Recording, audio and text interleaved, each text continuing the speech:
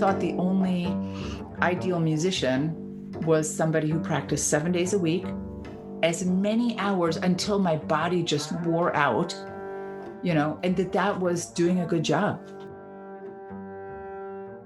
I was super interested to learn about today's guest, learned about her maybe 6-9 months ago or something like that, had a chance to sit down with her and talk about one of my favorite topics. I'm Jason Heath. This is Contrabass Conversations, and we're talking today with Susanna Klein about practicing, or Practizma more specifically, which is her website and practice journal featuring a 16-week plan, which I am currently in week 1 of, or actually probably, I guess, 2 of when you're listening to this. And it's very cool. I was intrigued when I opened it up. It's one of the few music-related books I have sitting around the place that my wife picked up and read through, which is always a good sign that it's capturing attention.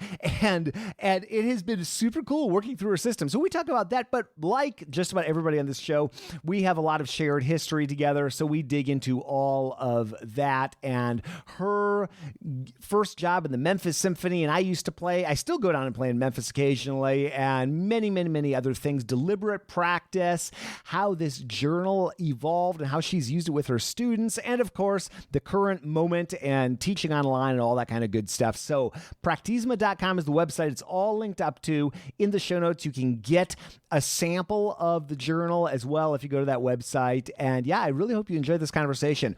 Couple days left to sign up for the Bass Summit, basssummit.org. I would love to see you there, and I will cease talking about it after this episode because it will have passed. But if you're looking for some inspiration and motivation, that would be a great place to go. Okay, let's dig into this conversation with Susanna Klein of Practizma.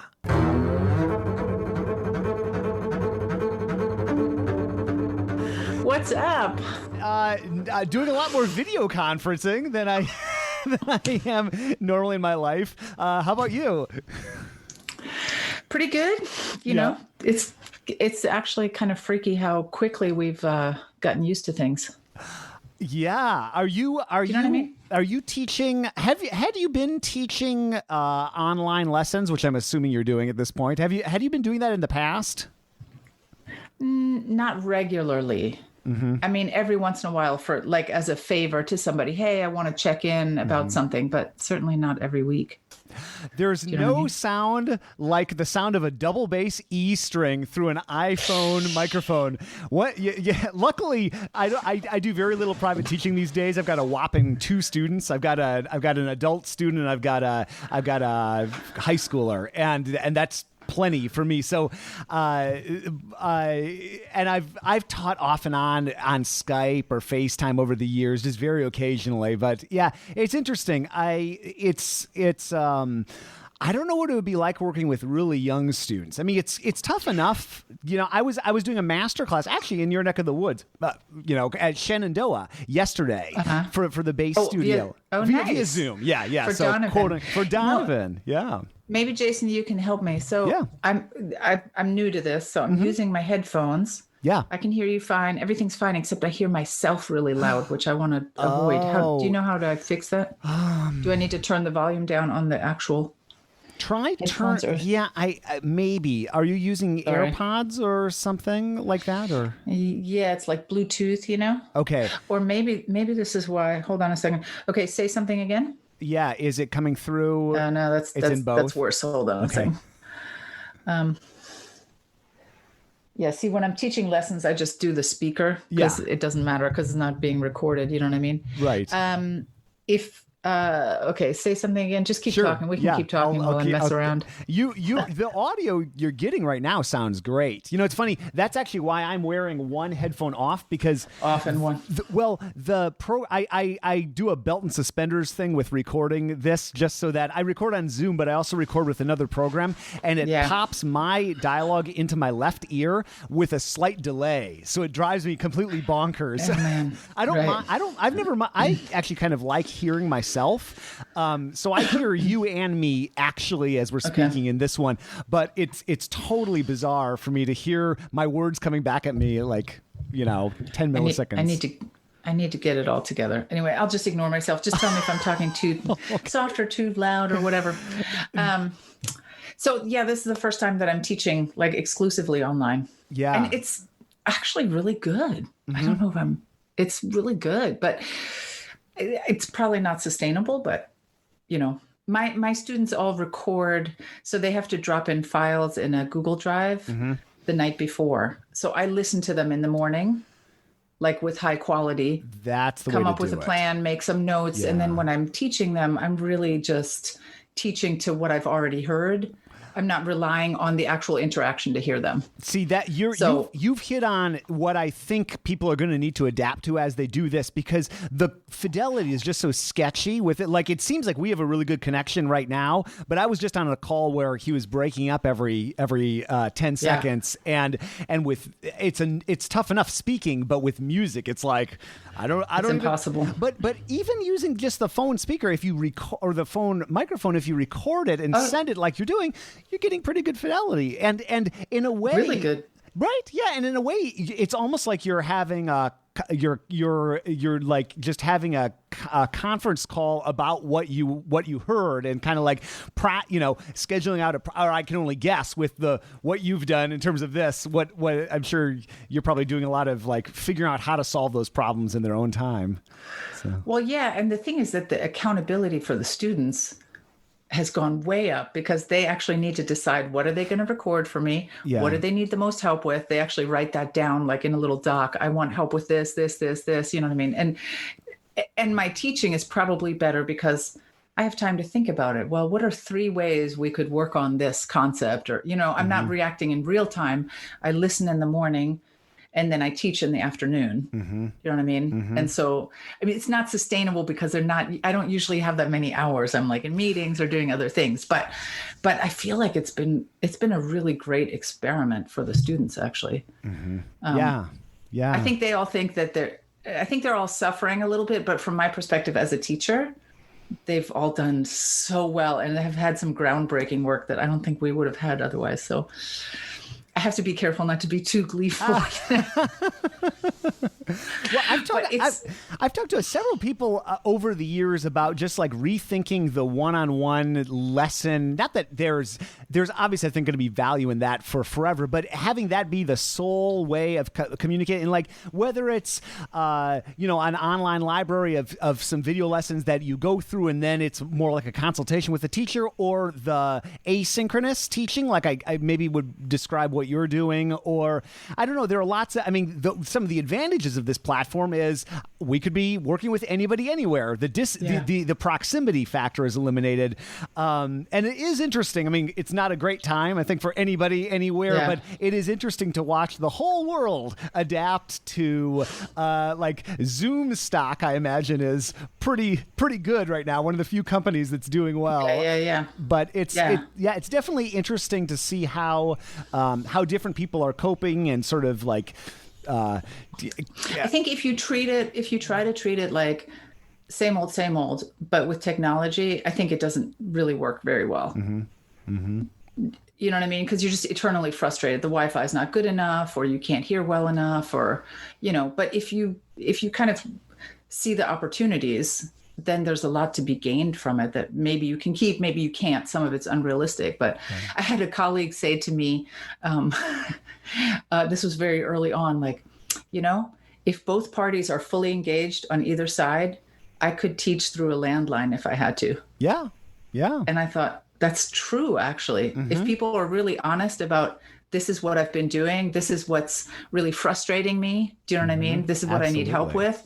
That coaching relationships, you could like take the phone off the hook and, do it that way. Yeah, no, that's a good point. Yeah, it's interesting what we just sort of assume we need for, instruction. And so I've been really enjoying, I've been working with this company, Discover Double Bass. I went and filmed some beginner bass courses in England in January. Oh, awesome. And and I've been using their courses. I've gone through almost everything on the site and reviewing them and just sort of thinking about it. And it's such a lovely way to learn to learn, and it doesn't replace the private lesson, but it's kind of like a foundation that then it would make, if I then had a lesson with one of those people, I think it would make it just that much richer. And if you think as a teacher, how many times you repeat the same dang thing to the same people over and over, if you could just get the perfect way of presenting that concept and then just scale it out. And actually do it. Yeah, or point to other people. I mean, that's a lot of what I've been doing with my students is, hey, you know what, on this bow grip issue, here are 3 tutorials that are already out there. You know, there's some people whose teaching I really love, but before I wouldn't necessarily have time to curate a list for a particular student. Hey, I see you're having this issue. Let me send you the links to these 3 tutorials that I want you to check out. But now I do. Yeah. You know, because my other responsibilities are so much less. So I feel like, you know, just as a teacher, I feel like I've been more fully present, more able to do stuff because I can plan ahead. I'm not reacting in real time what's coming at me right now, you know? Yeah. Well, and then the beautiful thing is you're building a resource for yourself too. The next time someone runs into an issue with vibrato or spiccato or shifting or whatever, you're like, you know, I use this program, Text Expander. I just save them as Text Expander snippets and boom. Yeah, no, it's been really interesting. I have a couple totally random questions because so you were in the Memphis Symphony at some point, right? Boy, you've really Googled. Well, yeah, Memphis was my first job. First job. Okay. Yeah. So I still play in the Iris Chamber Orchestra, which is a group in Memphis. I was in their inaugural season, so 2000, and I played every concert for 7 or 8 years, and I still go down once a year or something like that. And I subbed in the Memphis Symphony a fair amount, like 2001, 2002, around there. So I don't know if we overlapped at all or if you were. Yeah, no, we just missed each other. So, so I graduated, oh boy, what year would this have been? I did like a 2.5-year master. What was 95, 96 this would have been. Okay. And my plan was to go to musicology school and become like a musicologist. That was my whatever, because I didn't think I was good enough to play. And on a whim, but I had kind of a semester in between before going to doctoral studies. And I was like, well, let me just take this audition, you know, and as those things work out when you don't care very much, you know, you can kind of be in the zone a little bit. So I got that job in Memphis and I was like, this is so weird. I got a playing job, et cetera, et cetera. And then I didn't want to go to musicology school anymore, but then I realized at some point that I really couldn't play the violin as well as I'd like either. So then I quit that job and went back to school, ended up going back to school. So that would have been 97 or something. So we missed each other. This is slightly before Iris, but I have a bunch of friends in Iris. Oh yeah, and, that's great. You know, being in Memphis was a really important time for me. It was essentially before the internet, you know, just all by myself, like in a room. Entertaining myself, you know, going to work. It was great. Try to avoid the heat for a big percentage of the year. My grandmother lived in Jackson, Tennessee, not too far from Memphis. And so my childhood was spent, you know, like every summer we'd pile into the Heath car and drive from South Dakota to Memphis, Tennessee. And I just remember, like, I think my grandma had one window unit for the entire place. And it was just the most like, that's generous. Oh, there's nothing like Memphis in July. It's like 95 and 100% humidity. And yeah. I played at the end of the year there, I remember playing a concert. I think it was end of April or May 1st. We played a concert outdoors. Yep. It was hot. Of course, we had like short sleeves, but we had tank tops underneath. It was so hot right after the concert. We'd like take our shirts off, just hang out in tank tops. Got in the car, drove overnight to Chicago to take a Grant Park audition. This is when I was a lot younger and a lot crazier. We got there May 1st. It was snowing. It was snowing. We had no coats or anything. I had to go buy clothes. It was crazy. It was like, yeah, well, that's I loved it though. Yeah, that's the other city I spent a lot of time in. Is good old. I was at 23 years in Chicago. So, oh wow, I didn't know it was that long. Yeah. And where are you from originally? Are you from San Francisco? No, Sioux Falls, South Dakota. So I thought I was moving to the tropics, moving to Chicago because Chicago's bad, but I mean, you gain spring comes a few weeks sooner, winter's delayed a few weeks. I mean, South Dakota Dakota. That's like Minneapolis type. Wow. And how long have you weather. been in San Francisco? 5 years. My wife got a job out here, and she's from New Mexico. And I just heard, I was listening to one of your podcasts. She's a doctor. I've been catching up. Oh, great. Since I great. knew we were going to talk. I was like, I need to listen to more. Yeah, so she's she always hated the winter, and we came out to visit, and she was all in on San Francisco, and That's awesome. I was reluctant to leave all my work in Chicago and uproot, but here we are, and I like it. It's good. Oh, did you lose me for a second? You still there? Yep, I'm here. Froze. Am I back? Yes, you're back. Okay, good. You're back. That's okay. That's the magic of editing. Yeah. So, good. and I have no format I used to try to have a format for these things, but I just hop on and go. And, right. But if cool. you're very well spoken, so it's no issue. But if you do want to say anything again, feel free. It's no, awesome. No big Thank you. deal. Yeah. Well, so I'm gonna put myself. I'm gonna go public on this. So I've had this journal in my hands for a little while, and I thought, like, all right, 16 weeks. So I'm Monday. We're talking on a Thursday. I'm going to start this Monday, and I'm gonna work through it because it's. I really love. I've read through the whole thing, and I've watched some of your videos, and I really like the way that you're laying this out, and this sort of like accountability and like looking at things from different frames and the journaling aspect. I think it's just a really intelligent and lovely way of like tackling this. And you're sweet. Thank you. So when did you start? I'm sure a lot of this came as a result of your own teaching, but like, when did you start thinking, when did you start getting interested in practicing? Was that like when you were in grad school or Memphis? Yeah. You mean practice as kind of like an area that needs to be, I don't know, improved, researched, all that stuff. Mm-hmm. I think very early on. Yeah. I mean, I think, I was I have like little bit of ugly duckling syndrome. Do you know what I mean? I was a late bloomer. I wanted to go into medicine. Oh, wow. That was my plan in high school, and then ended up in a side-by-side experience with the North Carolina Symphony. And, in a flash of an instant like that, was like, wait a minute, I need to do music. Wasn't terribly advanced. Had to hustle really hard, practice. I practiced like just obscene amounts in undergrad and grad too. And I always felt like I never did enough. Always felt like I wasn't advanced enough. And I loved reading about practice. I loved those geeky pedagogy books.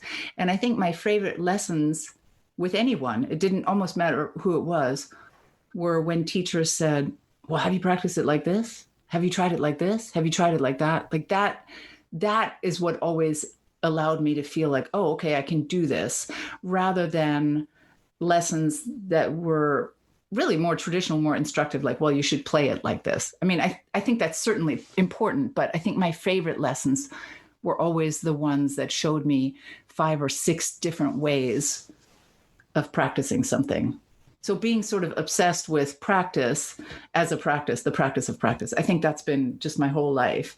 But the psychological elements of practice, that my interest in that really was more or less accidental, as I was teaching, and sort of realizing, I guess, that my practice blues or my complicated relationship with practice. I don't know why I thought I was so special, but I guess while it was just me, I was like, well, I'm messed up. I'm the one who hates it, but loves it, but everybody else loves it. And I'm just weird, and I think being able to teach and kind of seeing everybody else and then researching and observing it, then I was like, oh, actually everybody has this, like everybody has practice blues, and practicing is incredibly difficult. Like, it's just so full of paradoxes of be confident, be humble, be assertive, be questioning, all these things.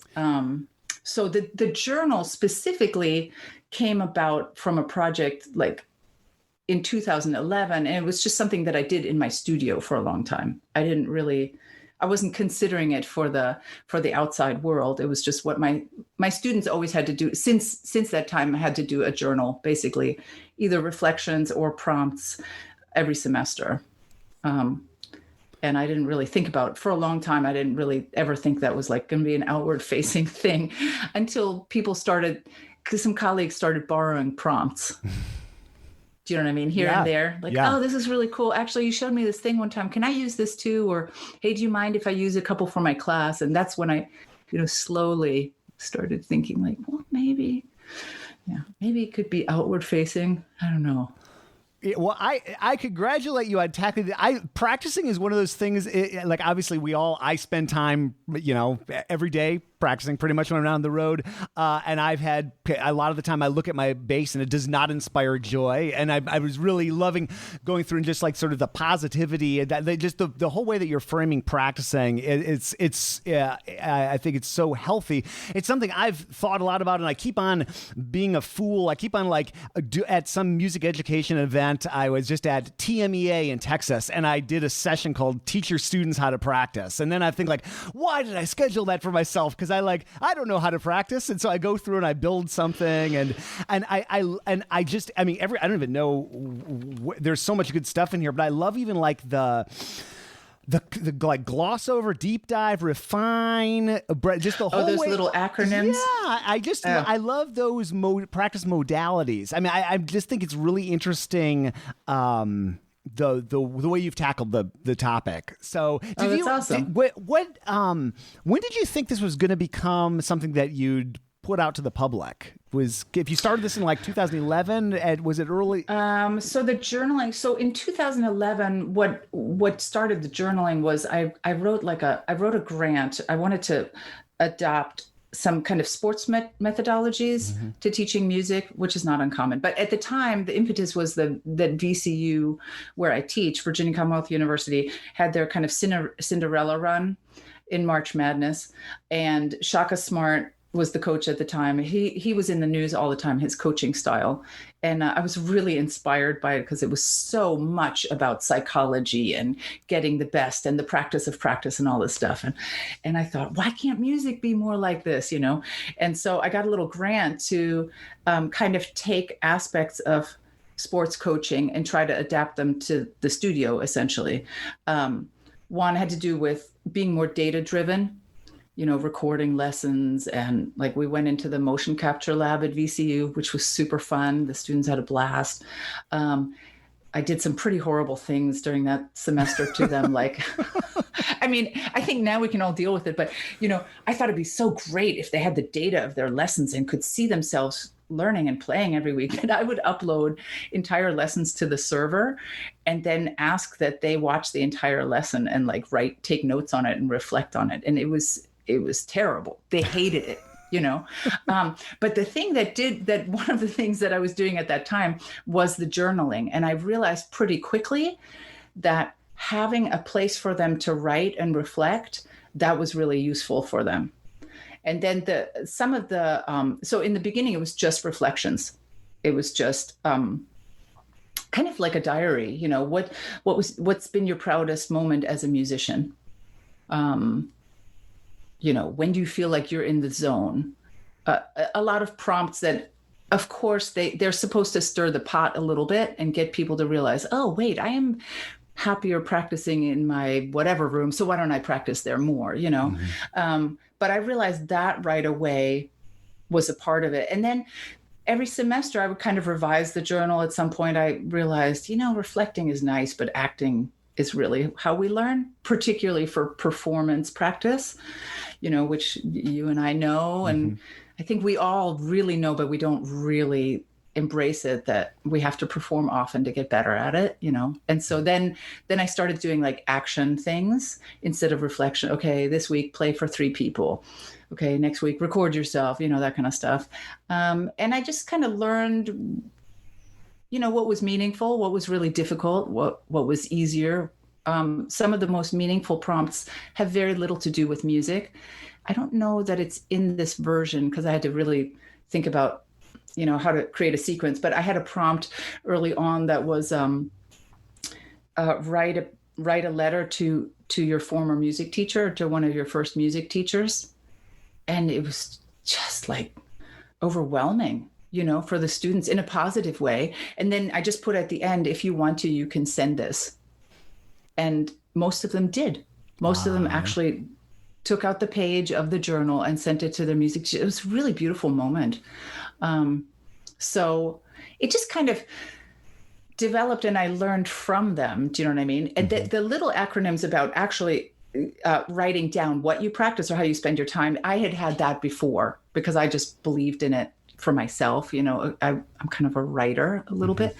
But what I realized at some point is that students needed more guidance, what they should be writing, because some of them literally just wrote 8 to 10 practice or 9 to 9:45 scales. You know? Right.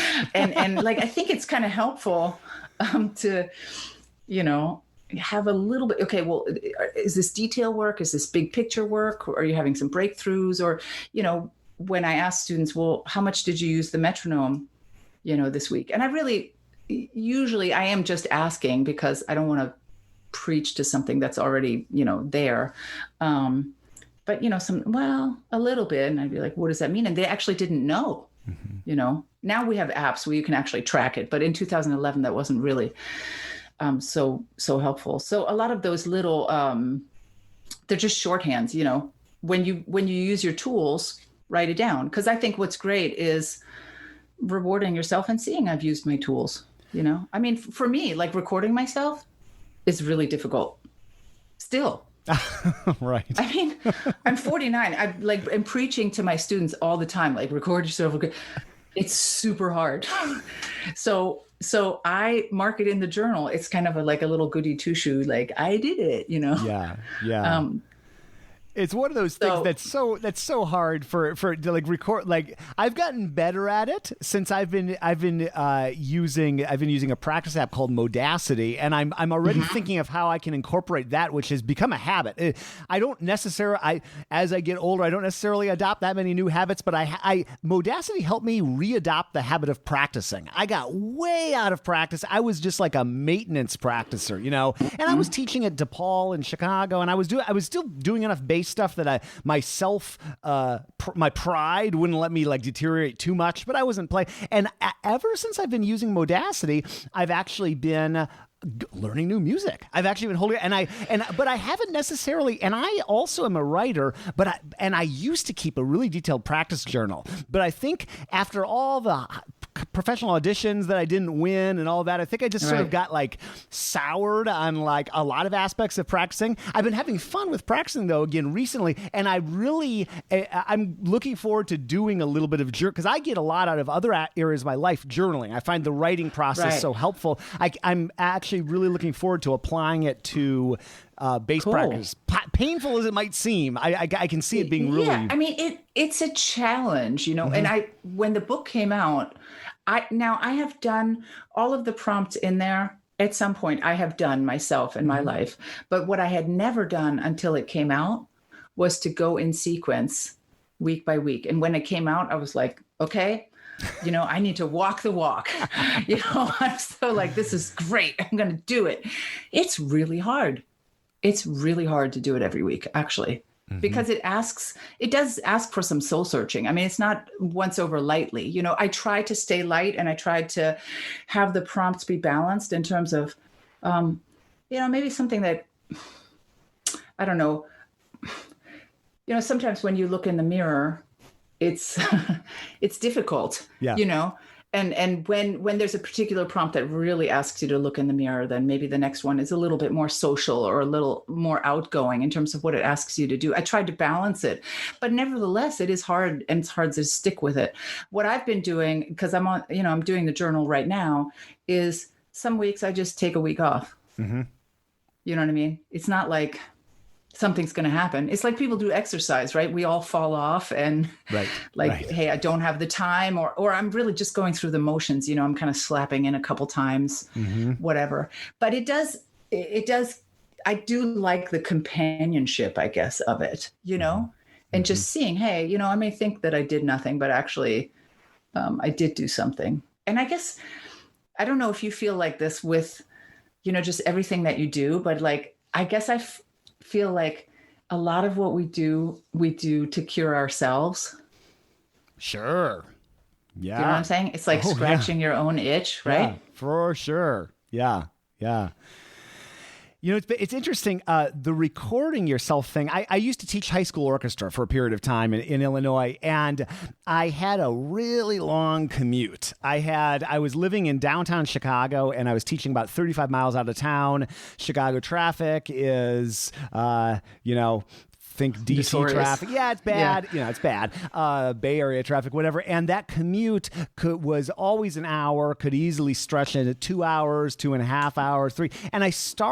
And so I had 3 ensembles. I had a pretty cushy job now that I think back on it, but I had 3 ensembles that I did every day, and that was my job. And so I got in the habit of audio recording all of my ensemble rehearsals every day, always, and then listening back in the car. And the depressing thing was I would often get home and I would have relived my entire workday in the car, and I still wouldn't be home. But I'll tell you, that made me get so much better. And I never took written notes on it, but I would sometimes go and type notes to talk to the students. I would record an Evernote, and it was so interesting to listen to what when I stopped the group, and did I hear what was going on? Did I address it? Did it get better? And it really you listen to actual rehearsals, not just like entire rehearsals, every moment of rehearsal, including day one of sight reading. And there's nothing like a high school orchestra reading something in A flat major. At least my high school orchestra. I'm sure folks in Virginia could probably play an A flat major, but people in Illinois had issues. But no, I don't think so. Not down here. Well, it was interesting. Depends where in Virginia. Yeah, but it was interesting also starting to get into this app Modiacty. One of the things on it is just this big record button. And I went, even though ever since I was in college, I've always had like a microcassette recorder or a mini disc player, or more recently an iPhone or something. I've always had the tool to record myself, but having that recording button staring at me has made me actually record and reflect a lot more. And it's like something that's awesome. Yeah, something that we should all be doing more of. And once you get into that habit of it, I found with conducting and recording myself, I just get that's just how I am. If you do it regularly, you kind of, it's like performing. It's you never feel like, great. Yeah. Hey, I want to record myself. But you certainly do get more in the groove and get used to it. Yeah. But when I fall off, if I go for a few weeks without recording myself, then it becomes this hurdle again. It becomes this psychological, I got to get over the hump. Sometimes I'll record myself and not listen back. Actually, that's more than sometimes, to be totally honest. But I try to say to myself, okay, I'm going to record myself a little bit, even if it's just one phrase every day. And it's mostly because to get rid of that psychological hurdle. The other thing I think that makes a really big difference, and I didn't realize how much, but is every once in a while to have some good equipment. I think that's because most of us are not, when we're recording ourselves, we don't have a good mic, nor do we have a good speaker. Yeah. And I do this thing with my students at school every once in a while. I will take somebody's phone and take like a Zoom recorder with a speaker and hit record on both devices while somebody performs. And then I will play both versions back to back. And the students who are performing are like, okay. Actually, like, I feel okay. I mean, I still play out of tune or whatever the issue was, but I'm not suicidal now. This is actually a little bit closer to how I sound. Yeah. And like, you got to keep that in mind. And it's like a dog who has to be rewarded every once in a while. Every once in a while, you have to hear yourself on better equipment, or you just get super out of whack with your own relationship with sound, Yeah, that's so critical. That's something I forget myself, even though I have good mics and it's, But do you set them up? When you do it for bass? No, but if I'm going to make a recommendation here. I actually just ordered something this morning. The Zoom Q2N is an audio and video recorder. Actually, I guess tentative recommendation. I guess I'll test it out. But everything else I've had, it's about this. It's about just a couple inches big, and I want to also get in the habit of recording myself on better stuff, because you get rhythm, you get pitch, but you do get a distorted perspective of how you actually sound. And boy, do you learn a lot. Like when I do YouTube videos of my bass, I do break out my good mics, and listening back and editing, I'm like, it's interesting. Sometimes it makes me feel great because I'm like, wow, my bass sounds so much better than my iPhone. Sounds nice, right? But it also, I'm seeing the fidelity of what I'm doing, and I learn things I should be doing that I'm not. I think it's confidence building, but it challenges us to get more colors and to find more things. So it's only good. And I think, for me, like when I don't like my sound, that's kind of crushing. Sound to me is that's like who I am.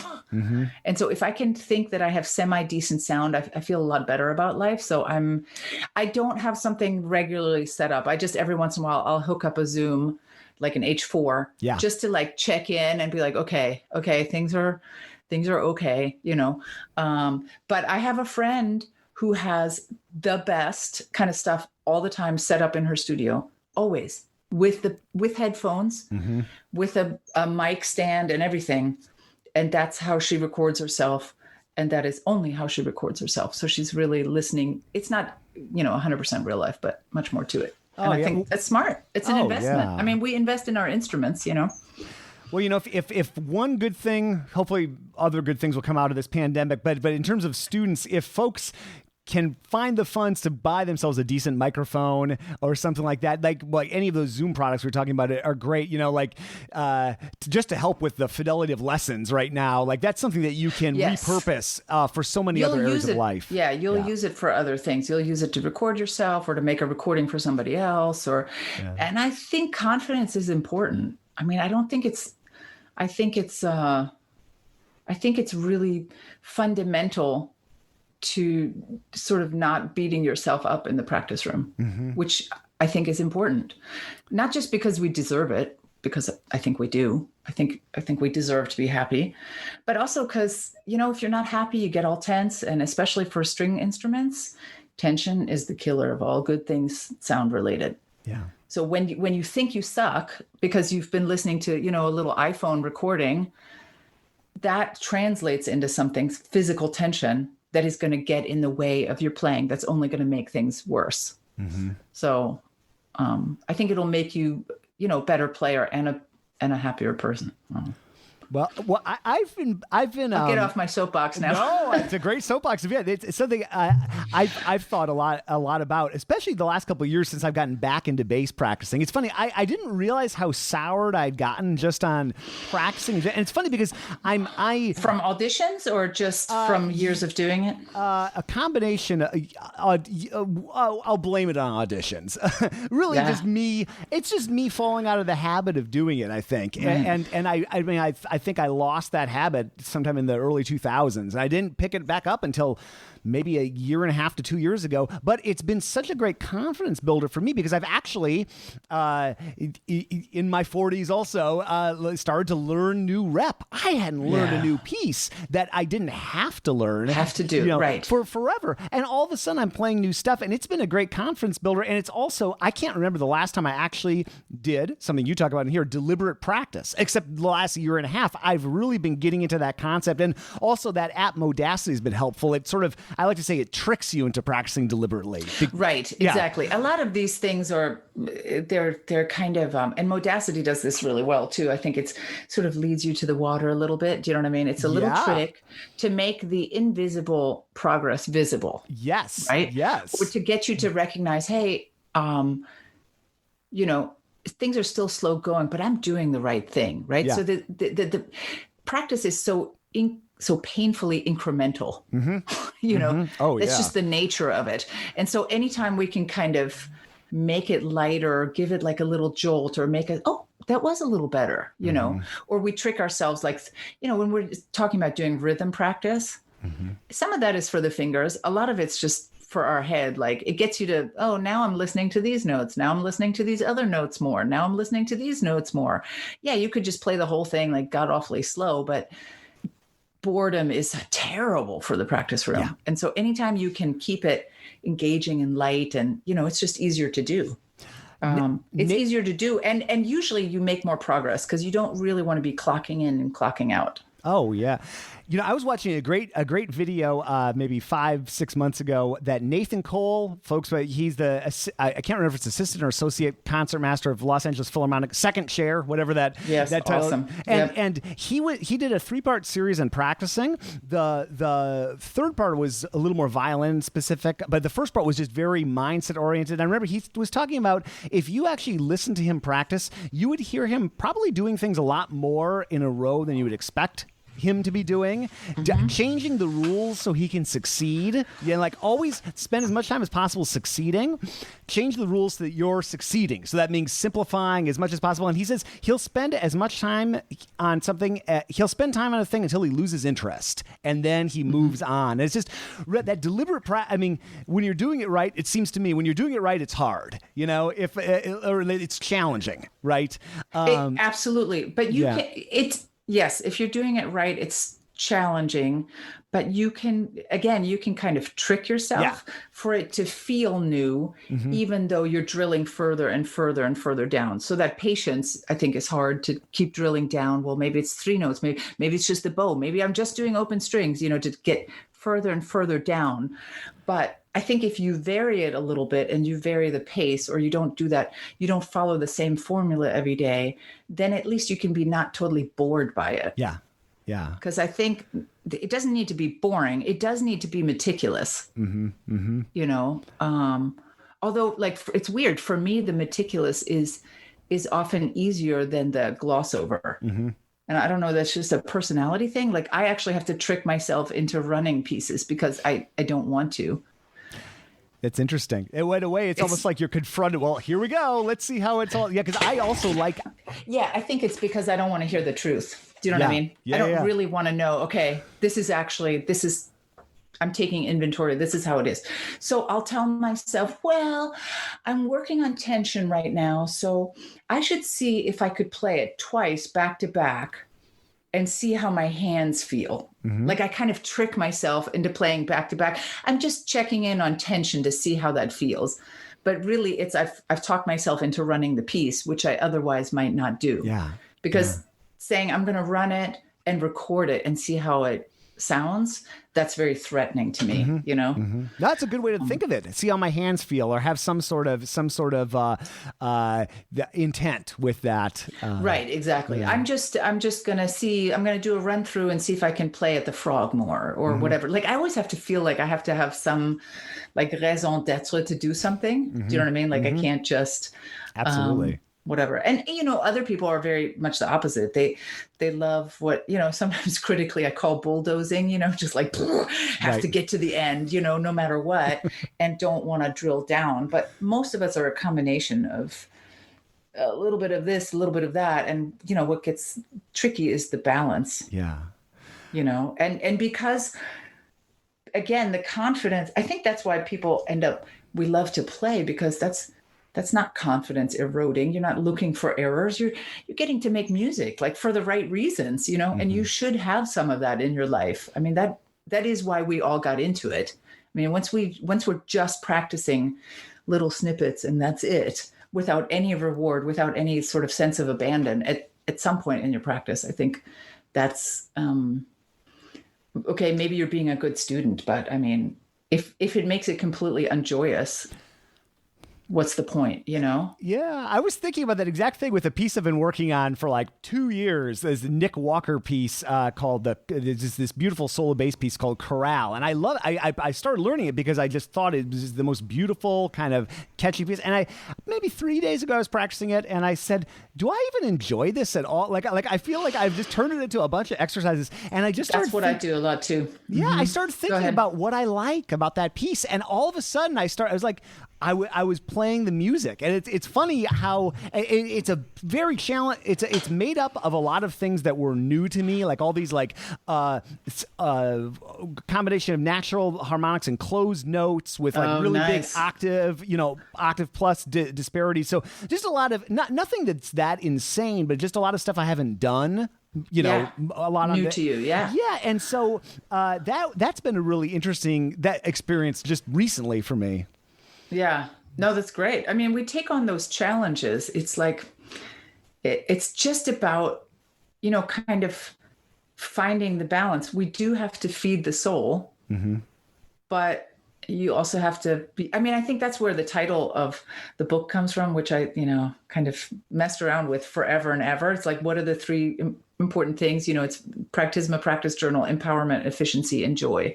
And it's like, I guess to me, those three concepts are the three-legged stool.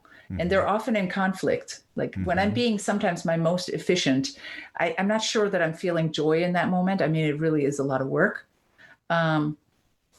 But, without efficiency, I don't really feel any joy.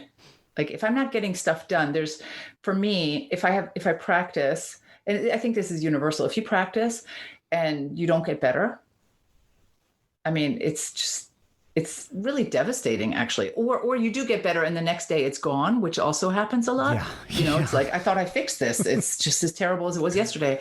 That really, kills the joy. So you do need efficiency, but you also have to cultivate joy and like purposefully, not just, oh, this is what I used to think, that if I was good enough, I would feel the joy. And then it was if I had a job, and then it was if I had a different job, and if I had a different job. And it was only really through teaching that I could kind of see, oh, wait, you mean I'm responsible for the joy too? And not just joy in performance. I think I was always good at that. Maybe not solo performance or auditions, but certainly like chamber music or orchestra. But I don't think I was very good at finding joy in practice. Yeah. Until I started working with others to try and create a little joy for them, and then kind of saying, well, why don't I do that too? And the empowerment thing is just, these are all kind of related. I mean, if you don't feel empowered, meaning if you don't feel like, not, hey, I'm great, but yes, I'm headed in the right direction. I'm making progress. I'm in the future, things will be good, better. I mean, who knows what they'll lead to, but like that sense of your projection of yourself in the future. If you don't have that, it's very difficult to take on risk. It's very difficult to play for others. It's hard to record yourself. It's hard to drill down into like really nitty gritty, tiny little things, because if you don't believe it'll pay off, why would you do that? Yeah. So you have to have that sense of empowerment of, hey, this is going to work, or at least 80% of it's going to work, And I mean, I have gone through periods of just total burnout, not playing at all. And not a kind of, oh, I'll take a week off, but like really, I'm not sure that I want to be a musician. Wow. Kind of burnout, you know? That doesn't happen too often, but it happened particularly when I was younger and when I was very ruthless with myself. When I thought the only ideal musician was somebody who practiced 7 days a week, as many hours until my body just wore out, and that was doing a good job, that meant, I don't know, I was working hard enough. Like, I think I equated hard work, working long hours, I should say, with making progress as a musician. And I practice way less now, and I actually feel like I'm improving more. I'm not as in good shape because I don't practice enough, because auditions kind of force you to do that. But I do think I think I learn faster now because I'm more purposeful. I was talking with you're reminding me of a conversation I had with a Danish bass player named Kenneth Knudsen, a jazz bass player, and he does a lot of travel, probably not right now, but typically. And he was just talking about how he thinks of spending a portion of every day working on his musicianship, and that could be listening, that could be time on the instrument, that could be doing composing, or even and I think about that. I've thought about that a lot since I chatted with him, and I think how I'm working on my artistry, which in a sense, chatting with you is doing that too. Thinking about music, and thinking about practice. It. Yeah, exactly. Yeah. And we discount it. We kind of say, well, I was just listening, or I was just looking at the part, and like that's really important. I mean, we sometimes can make more progress just listening to another player than we can in 2 hours in the practice room, just because it changes our concept, particularly if it's purposeful listening. We should be counting that. I mean, I think that's why, like, that's one of the acronyms in the journal is like, mental work, or I can't remember even how I put it exactly, but we should be counting that, and if those things also serve as inspiration, great, fantastic. Going to a concert, why not? We should be counting that. That will make us better. That will make us more driven.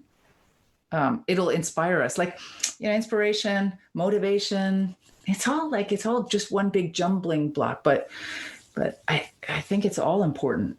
When I early on, so I think I'd gotten my section job in Richmond, and I went and did a summer at the Mancini Institute.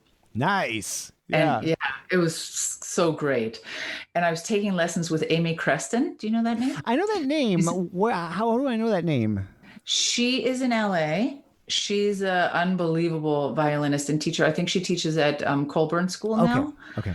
And freelancer session player, concert master of a few orchestras there. She was in Paris before that. I think she was one of the youngest members of, I think, Minnesota or something, when she was 22, something ridiculous like that.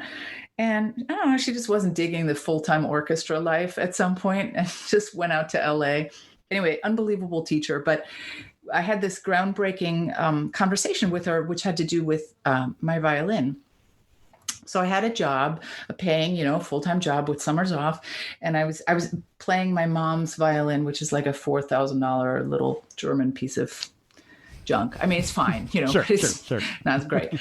And I was asking her and I was on the audition circuit to, again, get a better job, because we all know it's about like climbing up in the world, and I said, do you think I should get a better violin? And she's like, of course. And I said, well, yes, but like, is it worth it? Like, am I going to get a better job if I get a better instrument? And she just kind of looked at me sort of horrified, and she was like, I don't know. And she said, why does that matter? And I said, well, if I'm going to go into some debt to buy an instrument, I guess I want to know, like, is it going to pay off with like a better job or whatever? And she said, I can't even really relate to this. Like, right. I mean, maybe not. It doesn't really matter. I mean, you have a job, first of all. You're not unemployed. Like, so you've already, quote, made it. I mean, sure, it's nice to move up, but you don't have to, and you've already decided you're going to be a musician. You're never going to have a ton of money. You've made peace with all that. But now, wouldn't you rather get up, even if you never get another better job, wouldn't you rather get up and play something really beautiful than this piece of crap every day? Just for no other reason than it's pleasurable and you deserve it and you enjoy it. And I was like, what? You mean I could decide to invest in a nicer instrument just because I want to? It had never occurred to me. Everything was very practical. Yeah. And that was a groundbreaking conversation in my, I think, own relationship. I did get another instrument. I did get several other jobs after that, but it wasn't that. It was just this concept of, you're a musician and you deserve to invest in yourself as a musician, the beauty of your instrument, maybe your equipment, I don't know, the space that you practice in, that's why we buy like cool cases and new little mutes. And, it's all part of the love of like nurturing the love of our relationship with this complex beast that we sometimes love and sometimes hate. Yeah. And it's good, Yeah, you're reminding me of the bass I currently own. I bought it for very practical reasons. It's like, all right, is this going to get me into the finals of the big jobs? Is this going to do that? And I did that. And about less than a year after buying that bass, I quit taking auditions completely. And then I thought for a second, why did I just buy that bass? And then not too long, but I quickly realized, oh, that's the best decision I ever made, because I love this new bass and I love the sound I'm getting and I'm enjoying what I'm doing. And it's Yeah, it's so interesting. When I think practically, nothing ever works out, or things sometimes work out. But when I chase things that I'm fascinated by, or I find things that really get me excited, and I just kind of do that, everything seems to work out in my life. These are things I'm learning as I get older. Yeah, that kind of I call it end gaining. Yeah. And when we're trying to like do X to get Y. Yeah. That never rarely works for me. out, but then, me neither. And the few auditions that I won, what I call fair and square, it was never just a regular situation. Do you know what I mean? Like, sure. Trying to think. Memphis was because I thought I was going to graduate school for musicology, so there was absolutely no pressure, and it was a temporary position. It was a 1-year position, Mm-hmm. And then Richmond I had switched to viola. I was playing viola in a string quartet that then defuncted, and this job came. I was basically, once the string quartet fell apart, I had no reason to live in Boston, and I was in debt, and I'd taken a leave of absence from school, and I switched back to violin, and there were two jobs open. I came in number 2, but it wasn't even about that. I was just literally like, I have to pay my rent. So I need a job. It wasn't like approve of me. Do you know what I mean? Yeah. It wasn't, please let me do well. It was literally like, I need a job because I'm so overdrawn in my checking account. Like, I don't know what I'm going to do. And then for Colorado, I got food poisoning. Oh, no. Like, 2 days before, I was flying from Europe directly there because I was, with my family in Germany. And I came in number 3 at that audition, but there were 3 openings. That's like, it's like, it's not normal stuff, And I think that also taught me, it is just how important the psychology piece is, because whenever I wanted something a lot, and had prepared. I had prepared for all those auditions, to be fair. I had prepared, recorded myself, all that stuff. But I'd prepared for a lot of auditions that I got booted out of the first round of, sometimes I agreed, sometimes I didn't. But it was only when I could really let go, because I was either so ill or, I don't know, something else happened, that I could even do something.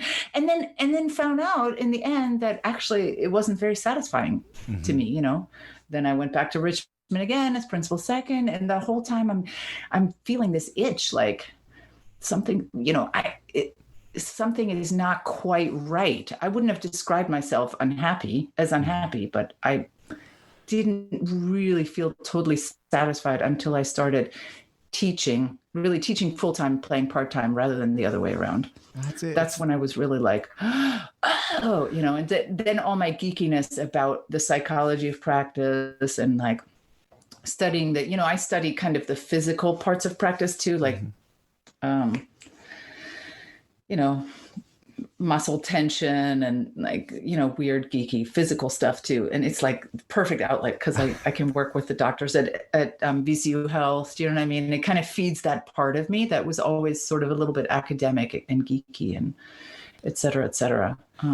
It's interesting. It's funny, when I think about any success, audition success, whatever success you want to think of, I over my life, something great happens. I feel really good about it for a day or so, but then I so quickly return to my sort of baseline level of, it's really, and in the end, I just think so much about it. It's those daily things, those daily habits, that playing our instrument. I back when I got into practicing again about 1.5 years ago, I also started practicing Spanish every day. And it has been, and I still can't speak Spanish, but I can speak Spanish a lot better than I think today was day 540.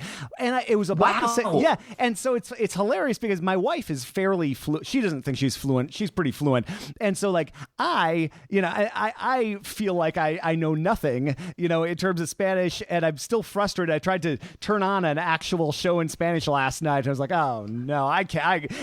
But then I realized, I can understand understand a lot more than I could. And then I think about my bass practice and I look at some of these pieces and, the progress seems so slow, but I've been recording myself over this year and a half. And I every once in a while I dip in and I listen to something from like 14 months ago. I'm like, whoa, yeah. And so maybe the difference between Tuesday and today for Spanish or bass practice or working out or anything is hard to notice. It kind of reminds me of that one of those old sayings, like people overestimate what they can do in a day, underestimate what they can do in a year, overestimate what they can do in a week, underestimate what they can do in 5 years. I think I'm sort of seeing that play out in my own life.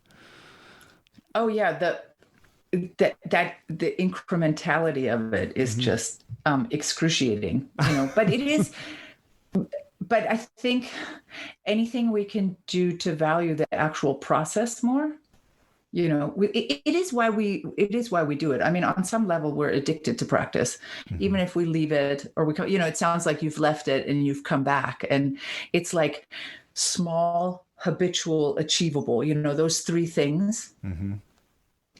Fundamentally, we believe in it. We may sometimes lose sight of it and I think become really ruthless with ourselves because, we didn't get that audition or we're not making progress at the rate that we think we should. Yeah. It usually is our own voice and our own judgment.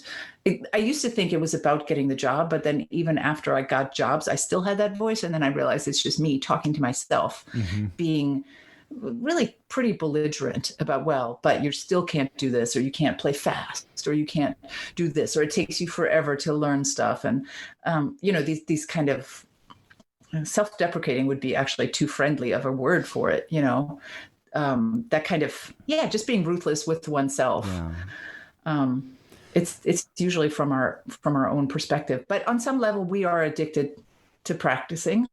And whether it's a small amount or a large amount, and it is what makes us musicians. It's not actually our performing. It is the fact that we somehow find it is our meditation, and so when we get back to it, it's special. Like, I'm sure, you're a more grounded person now when it's in your life and with your Spanish and, all of that stuff. You know what I did before this interview? Cause I got really nervous because I was like, I don't know what to expect. So I got done teaching at 3 and I was pretty well set up and I tried out the technology and I was freaking out actually. I mean, that's maybe a little overstated, but I had all this nervous energy and I was like, okay, I'm going to practice. Oh, nice. Because just for 15 minutes, I just practiced for 15 minutes because I was like, in those 15 minutes, I'm just, first finger, second finger. Oh, is that shift clean? It's like a little meditative space. I was still distracted thinking about things, but, it helps me. It grounds me. Particularly when I'm not worried about that I have to perform tomorrow. It's a lot easier if you don't have that deadline. But, which right now in COVID, nobody has deadlines. Nobody has deadlines. It's a good time. It's a good time to be practiced. And it's been a little frustrating for me it's just a tough time for the world. I was a little disappointed with myself I was still practicing when this hit, but I was just so depressed about things. And then I was like, I have had some clear goals for extrinsic, and I'm a huge fan of intrinsic motivation and not trying to work for the result. But I did have some things coming up and I was trying to learn a piece for this or learn a piece for that. And with those deadlines evaporating, I was still it's very hard. It was hard, but then I talked to my good friend Renan Meyer in Time for 3, and I kind of got inspired again. Yeah, I heard that interview. That was a great discussion. That's awesome. Well, and so it's been interesting doing that. But I just feel like it's one of those things that's good for me, even if I'm more motivated to do it on one day or another. But it's one of those things that I'm a better person for it. That's how I feel about with the podcast. It's funny. This is very much practicing in public. I go back to 2007 when I did my first one of these. I didn't know what the heck I was doing, or the first time I tried to do some video or something, and I look like a ghost because I get the camera settings wrong. It's. Do you feel like it's made you a better performer? I'm just curious. Yeah. Oh, yeah. I think everybody should do a podcast or a YouTube channel because it helps you eliminate verbal tics that I still say and on, that sort of thing, but a lot less than I used to, because there's nothing like editing yourself saying or ah for forever. And likewise on video, there's nothing like whatever annoying habit you have that you notice, it's a good way to get... You see it. Yeah, it's a good way to get better at forming articulate thoughts. At actually, I think the most important thing is just like listening. And just becoming a better listener. And for me, I could just lie. I say this a lot on the podcast, so sorry, folks, but I could just lie and say I had a podcast, and we could be I would want to be talking with you about this anyway. But even in COVID times, we're so busy. It's just like it's hard to hey, let's just carve out an hour and talk about practicing, which we might both want to do. But having a show, it's like a nice excuse to have conversations I'd want to have anyway. Right. It gives you a time and a place. It's a deadline. Yeah. Essentially. Yeah. It's a deadline. I just started doing this project with a friend of mine. She's this amazing, very beautiful fiddler in Boston, Baroque violinist, who's putting out like a movement of Bach a week. Mm-hmm. In COVID times, right? Mm-hmm. Like something that I can only be, it makes me, have heart palpitations, just the thought of doing it. Right. Yeah. But she wanted me to listen to a movement. Hey, do you think this is okay? And I was like, yeah, I'm not walking the walk. Far be it for me to say. And she's like, actually, it would be so great if you could do this project with me, and my immediate reaction was, no way. Like, I can't, do a movement of Bach a week. Some of those movements I've never even played before. I played most of them, but not all of them. So, but I wrote her saying, no way, but I'll be glad to listen to anything that you want me to. I'll cheer you on, you're awesome. And then I started looking at whatever movement she was doing and practicing, and realized that for the first time since the shutdown, I had done my first half hour of really deliberate practice. Really digging deep, not just like once over lightly, right? Mm-hmm. And it was because I thought I was going to have this informed discussion with her, on the weekend. And so I wrote her back. I was like, on second thought, I will do it with you. I'm not going to send it out publicly, but I will send you a recording once a week. We'll work on movements together. You'll put yours out publicly. And now it's like, I have this little deadline of I'm working through a movement of Bach a week. Okay, it's just for my friend, but it's giving me some structure for me to do some serious practicing. That's not just like, oh, here, look. I do look at the stuff that my students are playing just to kind of have a clue and some scales, but it's very difficult for me to get motivated when I don't have a actual performance coming up. So I just, It's kind of fun. Yeah, those self-imposed deadlines are great. Ever since this hit, I committed to doing one blog post with an accompanying video, no matter what. Because I had gotten into that habit in the summer, and then travel season hit, and I was on the road all the time. It's like, all right, it is just not possible for me to do that without going insane when I'm on the road. But now I'm not on the road, so I've been doing, and it's been really fun. And it was hilarious. The first one, I couldn't even remember how to do the right camera settings. So like the video quality is like terrible. And then, but I thought, oh, well, I'm getting back into practicing. And I really felt like that. I couldn't remember how to do like the right kind of cut in Adobe Premiere.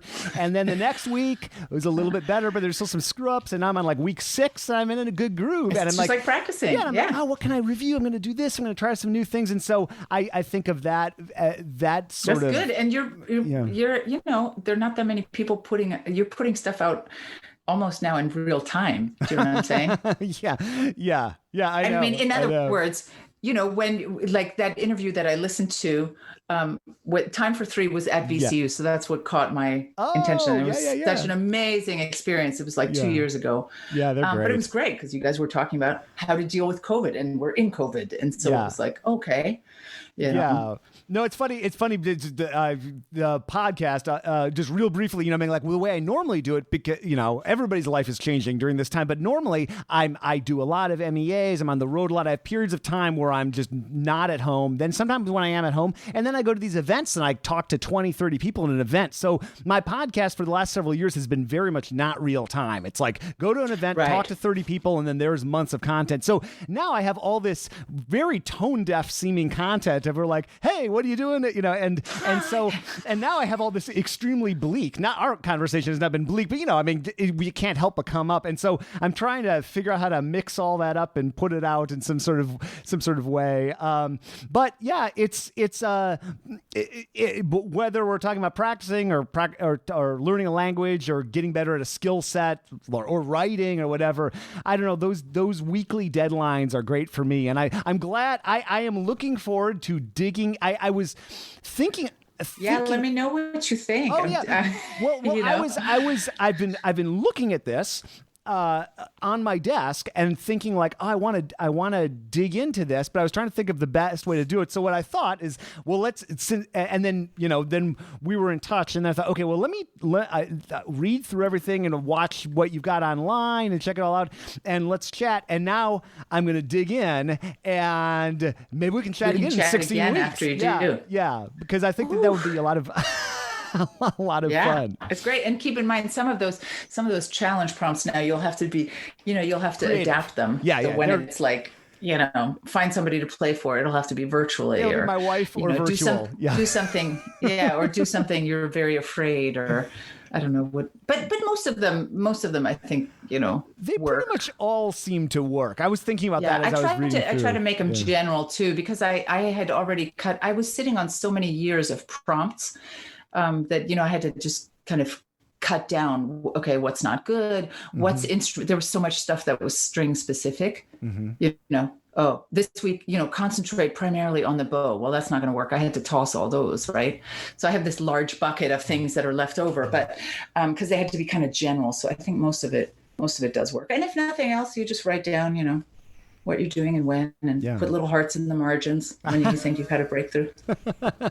No, it sounds trite, but it actually, it does, I notice the difference in my students. And so I don't think it's trite. It became outward phrasing. Yeah, I don't think it's trite at all. I mean, I find it really helpful. I sit down every day and I do a little bit of writing, and I have off and on, and even during this time off and on, done like a gratitude journal, which I start that up and I think this feels cheesy, and then I feel really good when I'm done. So for me, writing helps me think better. I think that's true for a lot of people. That's why people historically probably have journaled and done that sort of thing, and I'm looking forward to turning that lens to my practicing. Practice, yeah. It balances us, because it, writing is sort of being truthful, and if the prompts have some balance in them, then you have to be truthful about that. There were many times with my students, there's a little at the beginning of each week, it's like, what are you particularly proud of? I can't tell you the number of times students wrote absolutely nothing, and I would just pin them down. Be like, that's not going to fly. I need to know, and sometimes they're like, well, it was an incredibly hard week. Like, this happened, that happened. And, I barely practiced. And I said, but did you practice, or did you, yes, some. And I was like, well, that's amazing. Yeah. I mean, you just had this incredibly traumatic experience, and yet you found some time to dedicate to your instrument, to stay on the horse, to, did you see practice as solace then? But sometimes you have to point that out. You have to kind of reframe it, or it's like refraction. I have a friend who always says refraction, when you look at things slightly different. And sometimes you have to see that, and then you can see the balance and you can see the positive in it. But if excellence is just sort of defined by, okay, I don't know, doing the maximum amount of practice, and that's excellent, and everything else is not that, well, nobody can live up to that. Yeah. Number one. And number two, I don't think it's really how we get better. We get better through a variety of ways. I've seen students get better just by listening to one other player. I say, copy that player, and boom, they're better. That's it. They didn't even practice. I once did an audition where I did incredibly well without playing any of the excerpts the day before at all. Mm-hmm. Mm-hmm.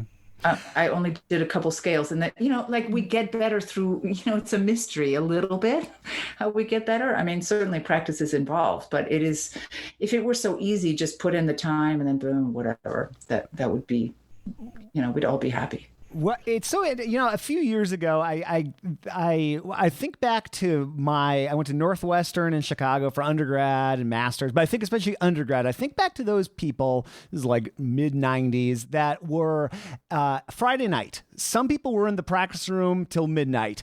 Other people were going to the Chicago Symphony or doing or playing great. And I look at, and I haven't done like a real scientific study, but if I just anecdotal, I look at people that I've kept in touch with over that time, and the people that are in the Minnesota Orchestra or are in the Chicago Symphony or in the string quartet, they were the people that were going out to the concerts and that were like engaged, that they weren't spending not to a person, but generally those people that were just like gunning it till midnight in the practice building. Mm-hmm. I don't really hear much about them. Either they burned out or they just interesting. But yeah, you can burn out. Yeah. So I think curiosity, and discipline, those are two different things. Yeah. I think you need some discipline for sure, but you need a lot of curiosity. Yeah. You need a lot of curiosity, a lot of what if. Well, what if I did this? Or what if I, what if I had a student this week who decided the only way she was going to stop,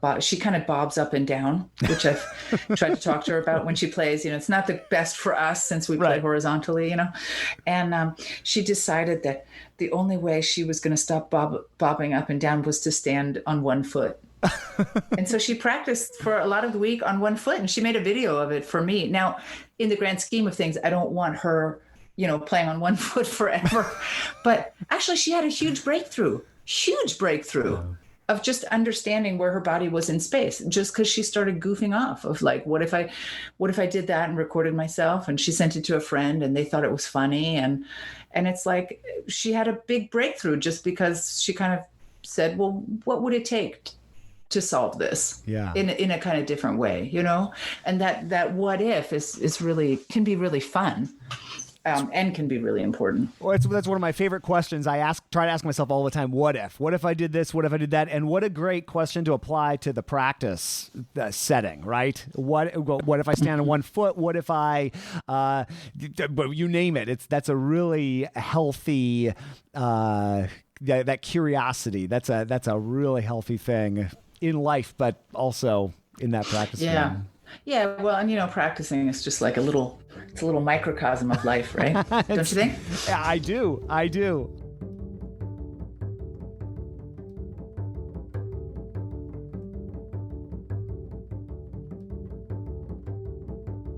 Susanna, thank you so much.